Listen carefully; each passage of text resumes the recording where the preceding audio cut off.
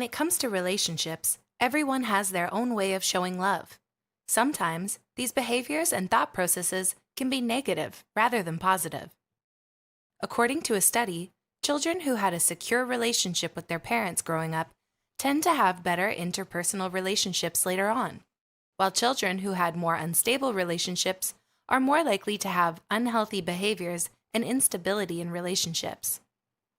Dr. Milan and Kay Yurkovich determined that there are 5 different love styles that often are determined by your childhood. So, what does each love style say about your childhood? 1. The avoider.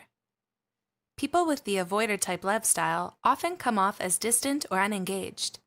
They don't allow themselves to feel emotions in order to protect themselves and often feel uncomfortable when other people around them get emotional.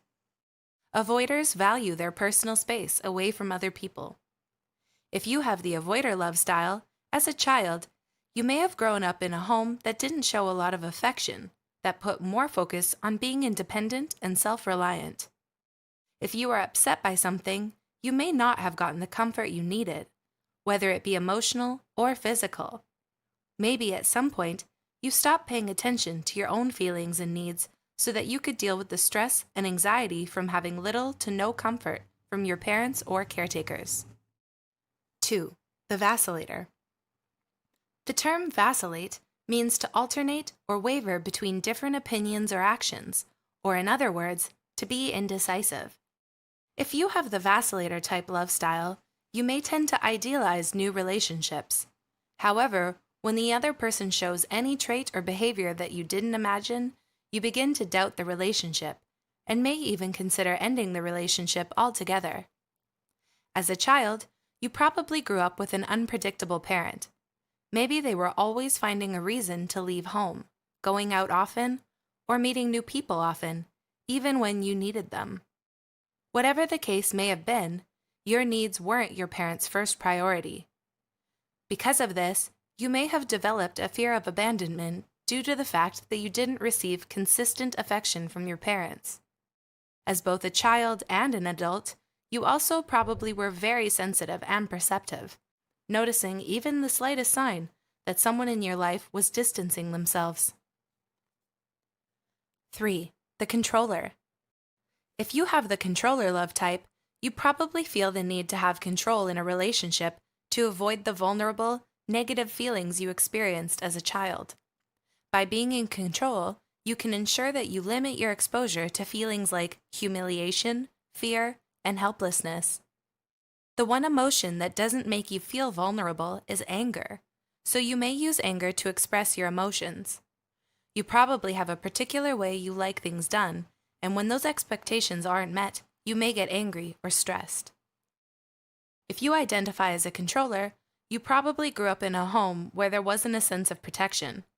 When there was some sort of harm in your life, no one was there to make sure you were kept safe.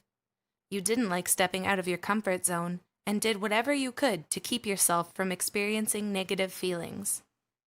You learned to be emotionally tough and how to take care of yourself, because if you didn't, you were susceptible to being hurt. 4. The pleaser. Someone with the pleaser love type has the main focus of making sure others around them are happy, even if it means sacrificing their own wants and needs in order to do so.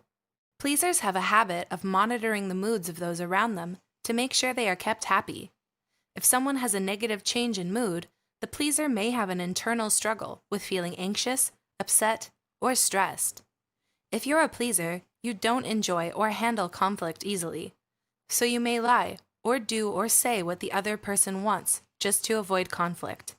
It's often hard for a pleaser to say no.